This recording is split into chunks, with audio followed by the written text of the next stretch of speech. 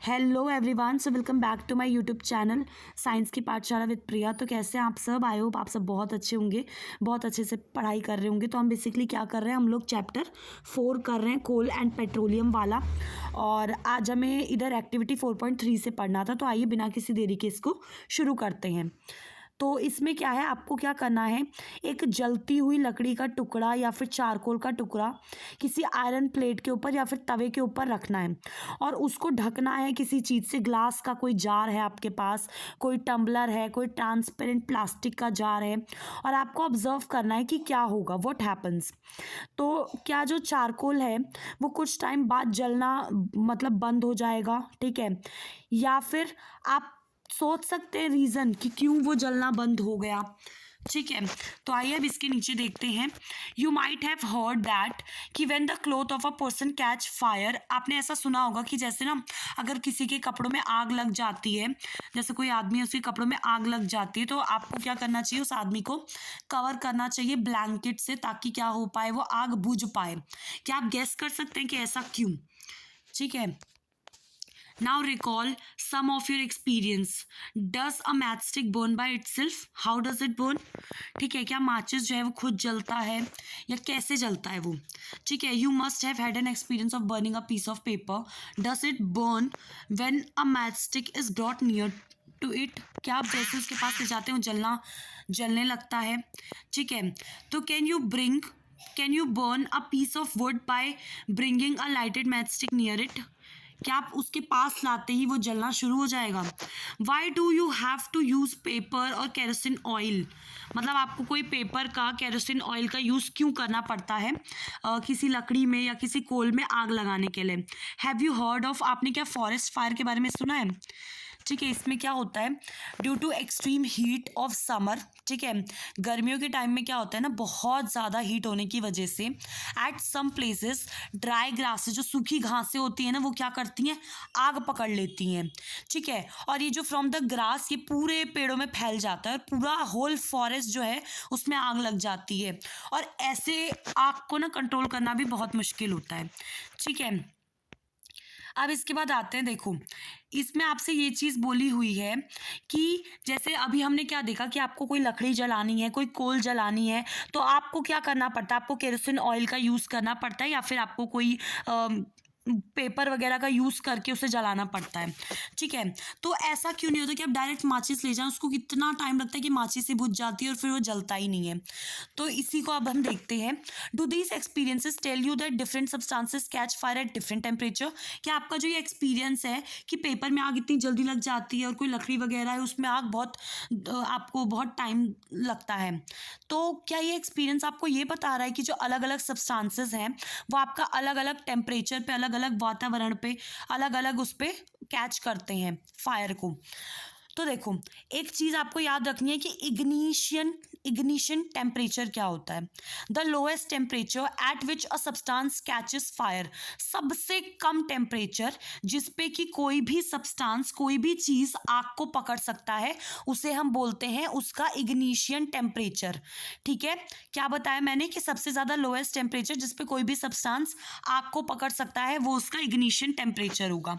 Can you tell now why a matchstick does not catch fire on its own at room temperature? क्या आप यह हमें बता सकते हैं कि माचिस खुद ब खुद क्यों नहीं जल जाती रूम टेम्परेचर पे, ठीक है। Why does the match stick start burning on rubbing it on the side of the match box? जब आप उसको रब करते हैं मैच बॉक्स के साइड में, तभी क्यों जलती है वो, ठीक है। तो आप ध्यान से अगर देखेंगे ना, लोएस्ट टेम्परेचर जो चाहिए सब्सटेंस को आग पकड़ने के लिए, ठीक है। अब इसमें हम थोड़ा सा हिस्ट्री पे देख लेते हैं, आपके मैच बॉक्स की हिस्ट्री को, ठीक है। धीरे धीरे, पता है आप लोग ना बिल्कुल घबराना मत, धीरे धीरे करके एक एक चीज़ समझ में आएगी आपको, ठीक है। बस जो मैं बोलती जा रही हूँ उसे ध्यान से सुनते जाइएगा, ठीक है। और कोई भी डाउट हो आप मुझसे पूछ लीजिएगा कमेंट सेक्शन में। अब सबसे पहले आते हैं कि जो माचिस है, ठीक है, जो मैचस्टिक है उसकी हिस्ट्री बहुत पुरानी है, मोर देन 5000 ईयर्स अगो, ठीक है, 5000 साल पहले small pieces of pine wood dipped in sulphur were used as a matches in ancient Egypt. मतलब जो इजिप्ट है वहाँ पे क्या होता था, जो पाइन वुड होता है ना, उसकी लकड़ियों के छोटे छोटे टुकड़े डुबा डुबा के उनको माचिस की तरह यूज़ किया जाता था। मॉडर्न सेफ्टी माचिस was developed only about 200 years ago. अभी जो आप माचिस यूज़ कर रहे हैं ना, वो 200 साल पहले ही बनी है, ठीक है। A mixture of antimony trisulfide, potassium chlorate and white phosphorus with some glue and starch was applied on the head of the match made of suitable wood, ठीक है। तो जब आप इसको स्टक करते हैं against a rough surface, white phosphorus got ignited due to heat of friction. तो आपने फ्रिक्शन के बारे में सुना होगा कि जब आप उसे रब करते हैं ना, तो एक फ्रिक्शन जनरेट होता है और उसे वो टेम्परेचर मिल जाता है, लोएस्ट टेम्परेचर, जिस पे वो उस आग को पकड़ सकता है, ठीक है। और फिर ऐसे ही आपका माचिस जलना शुरू हो जाता है। हालांकि वाइट फॉस्फोरस जो है वो डेंजरस है, ठीक है, क्योंकि आपको जो माचिस है उसमें अभी हमने देखा कि वाइट फॉस्फोरस का यूज़ हो रहा है ना।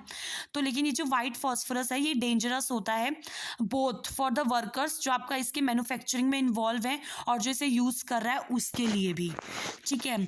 तो दीज डे जो हेड होता है सेफ्टी मैचेस कंटेन ओनली, इसीलिए अब जो आप माचिस यूज़ करते हैं ना उसमें सिर्फ क्या होता है, सिर्फ आपका एंटीमनी ट्राइसल्फाइड होता है और पोटेशियम क्लोरेट होता है, ठीक है। The rubbing surface has powdered glass and little red phosphorus, ठीक है, जो थोड़ा सा कम डेंजरस होता है तो वो यूज़ किया जाता है, हल्का सा रेड फॉस्फोरस, ठीक है। तो जो आपकी माचिस है स्ट्रक अगेंस्ट द, उसको फिर रब किया जाता है तो कुछ आपका जो रेड फॉस्फोरस होता है तब जाके वो वाइट फॉस्फोरस में कन्वर्ट हो जाता है और इमीडिएटली रिएक्ट कर जाता है पोटेशियम क्लोरेट के साथ, ठीक है, इन द मैचस्टिक हेड, और इनफ हीट प्रोड्यूस कर देता है जिससे कि आपका जो एंटीमनी ट्राइसल्फेट है वो उस टेम्परेचर पे धीरे धीरे पहुंचने लगता है जिस पे वो आग को पकड़ेगा एंड स्टार्ट द कंबशन, ठीक है। अब जैसे वी फाइंड दैट कि जो कंबस्टिबल सब्सटेंसेस होते हैं, कंबस्टिबल सब्सटेंसेस कौन से होते हैं, जो ऑक्सीजन की प्रेजेंस में आग को पकड़ सकते हैं, ठीक है, सॉरी ऑक्सीजन की प्रेजेंस में जो जल सकते हैं बेसिकली, ठीक है। तो हमने क्या पाया कि जो कंबस्टिबल सब्सटेंस है कैनॉट कैच फायर और burn as long as its temperature is lower than its ignition temperature. मतलब जैसे आप समझ लो कि कोई स्टैंडर्ड सेट कर रखा है, ठीक है, कि इतना स्टैंडर्ड पे आएगा तभी वो कोई भी चीज़ आग को पकड़ेगी, ठीक है, और उसे क्या बोला है, इग्निशन टेम्परेचर, ठीक है। तो कोई भी सब्सटेंस है वो आग तब तक नहीं पकड़ेगा या वो तब तक नहीं जलेगा जब तक उसका जो टेम्परेचर है वो कम है उस इग्निशन टेम्परेचर से, ठीक है। हैव यू एवर सीन, कि आपने कभी भी देखा है कि जो cooking oil catching fire when a frying pan is kept for long on a burning stove, आपने देखा होगा इसको, ठीक है। तो केरोसिन ऑयल हो गया, वुड हो गया, ये सब आग को नहीं पकड़ पाती on their own at room temperature, but अगर केरोसिन को थोड़ा सा हीट किया जाए little, it will catch fire, वो आग पकड़ लेगा। लेकिन वुड को, but if would is heated a little it would still not catch fire, वो तभी भी नहीं पकड़ेगा। Does it mean that ignition temperature of kerosene oil is lower? क्या इससे हम ये समझ सकते हैं कि आपका जो केरोसिन ऑयल है उनका जो टेम्परेचर है, उसका जो टेम्परेचर है वो लकड़ी के टेम्परेचर से कम होता है, ठीक है। Does it mean that we need to take a special care in storing kerosene oil? Yes, बल्कि ये आपसे ऐसे क्वेश्चन पूछ रहे हैं बट ये अपने क्वेश्चन में ही अपने आंसर को भी रख दे रहे हैं, ठीक है। तो ये बिल्कुल सही है, ठीक है। द फॉलोइंग एक्टिविटी, अब ये एक्टिविटी हमें करनी है तो ये हम कर लेते हैं अभी, ठीक है। वैसे तो मैं सोची थी नेक्स्ट क्लास में करेंगे बट कोई बात नहीं, थोड़ी सी कर लेते हैं, ठीक है। अब सबसे पहले आपको सावधानी बोल दी गई है कि आप जब भी कैंडल का यूज़ करें ना तो मतलब थोड़ा सा सावधान रहें, क्योंकि अभी आप छोटे बच्चे हैं, हाथ वाथ ना जला लें, ठीक है। तो इसमें देखो क्या करना है आपको, सबसे पहले 2 पेपर कप्स लेने हैं, ठीक है, 2 paper cups by folding a sheet of paper, मतलब पेपर को ऐसे फोल्ड करके ना पेपर कप्स जैसे बना लेते हैं ऐसे करके, ये जो दिख रहा है कोन के शेप में, ठीक है। इसके बाद क्या करना है, pour about 50 ml of water in one of the cup, एक में आपको 50 ml पानी डालना है, ठीक है, one of the cup. Heat both the cup separately, दोनों को आपको सेपरेटली क्या करना है, हीट करना है, ठीक है। विद अ कैंडल, कैंडल जैसे दिख रहा है आपको, ध्यान से देखना, इसमें ये नीचे कैंडल लगा रखा है और इसमें पानी नहीं है और इसमें आपका पानी है, ठीक है। अब ऑब्जर्व करो कि क्या होगा, what happens to the empty paper cup, empty paper cup को क्या होगा, उस पेपर कप को क्या होगा जिसमें पानी है। डज वाटर इन द इस कप बिकम हॉट, वो गर्म हो जाएगा। देखो if we continue heating the cup we can even boil water in the paper cup. तो हम अगर कंटिन्यू हीट करते रहें तो हम पेपर कप में भी पानी को बॉयल कर सकते हैं। Can you think of explanation for this phenomena? अब देखो इसमें क्या है, द हीट सप्लाइड, जो गर्मी जो हीट जो हम पेपर कप को दे रहे हैं is transferred to the water, वो पानी के पास चला जाएगा बाय कंडक्शन के थ्रू। ठीक है, सो आपका जो प्रेजेंस है पानी की उसमें क्या होगा, जो इग्निशन टेम्परेचर है ना पेपर का वो नहीं पहुंच पाएगा उस टेम्परेचर तक। मतलब हमने अभी देखा ना कि इग्निशन टेम्परेचर चाहिए उसको जलने के लिए, तो वो पानी की वजह से वो उस टेम्परेचर तक पहुंच ही नहीं पाएगा। ठीक है, और वो जलेगा भी नहीं इसीलिए। ठीक है, तो वो substances which have very low ignition temperature and can easily catch fire with a flame, उन्हें हम क्या बोलते हैं, इनफ्लेमेबल सब्सटेंसेस।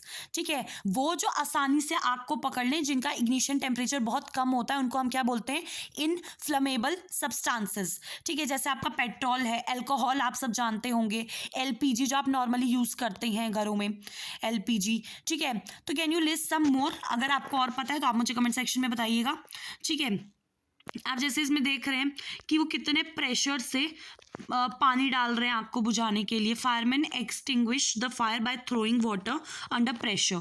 ठीक है, अब हमें how do we control fire ये हम पढ़ेंगे नेक्स्ट क्लास में।